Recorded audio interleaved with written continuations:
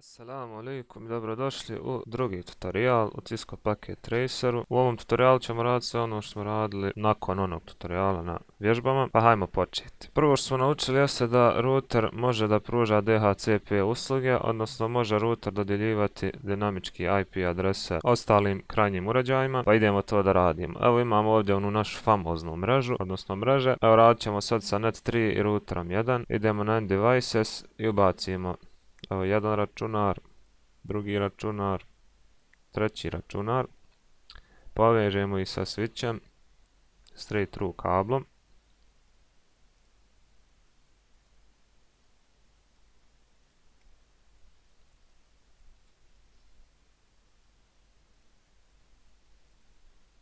Evo povezali smo ih, otvorimo računar, idemo na desktop, vidimo na IP configuration da nema nikakve IP adrese, subnet maske, niti gateway, niti šta. Evo ako sad ćemo otvoriti router, idemo na command line interface, sad idemo da podesimo kako onda dodjeljuje dinamički IP adrese ovim ostalim hostovima u mreži Net3. Pritisnemo enter, vidimo da smo u prvom modu, prelazimo u drugi, zatim u treći i sad šta kucamo? IP, pa možete staviti upitnik i ovdje vidimo da imamo komandu DHCP.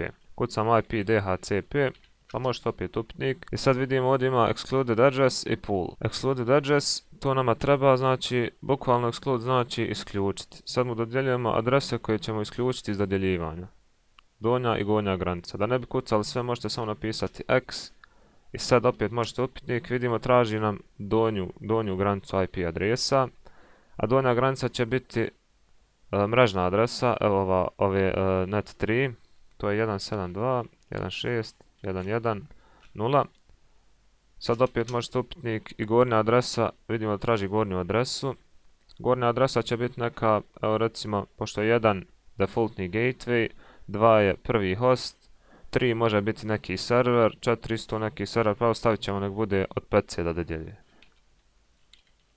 Sad kad smo to uradili, pritisnemo enter, znači napravili smo taj opseg adresa koji ne smije dodjeljivati. Sad što radimo, treba da kucamo IP DHCP pool. Ovdje vidimo, bukvalno trebamo definisati bazen tih IP adresa.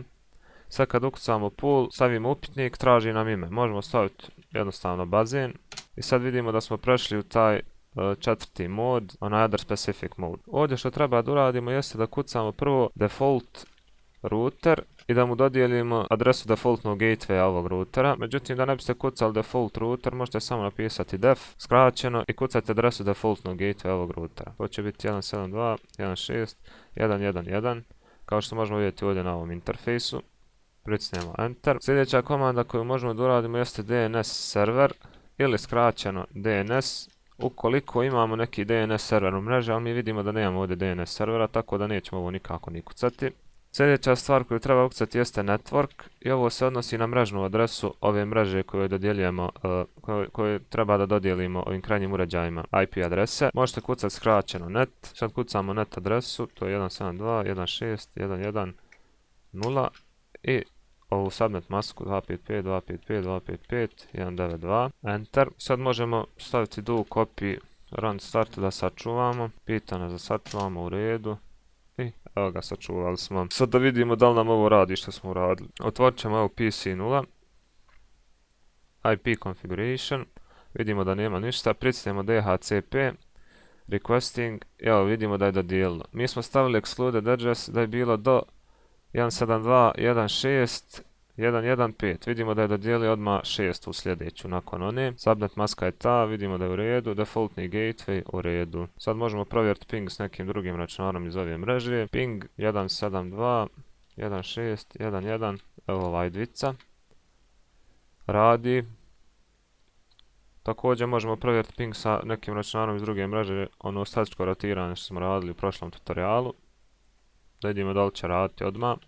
Evo kucat ćemo ping, evo iz mreže ove net 1, 172.168.1.0.2. Prvi se uvijek izgubi paket zbog prepoznavanja MAC adrese.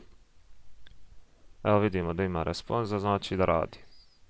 Isto tako možemo dodijeliti ovim ostalim računarima.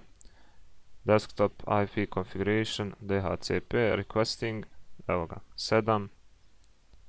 I trećem računaru IP configuration DHCP i evo ga. I to bi bilo to što se tiče ovog dijela. U sljedećem dijelu ćemo raditi sa TFTP serverima u slučaju da nam krahira router, da mu se nešto desi, kako da sačuvamo podatke s routera, da bi mogli na sljedeći router samo kopirati te podatke.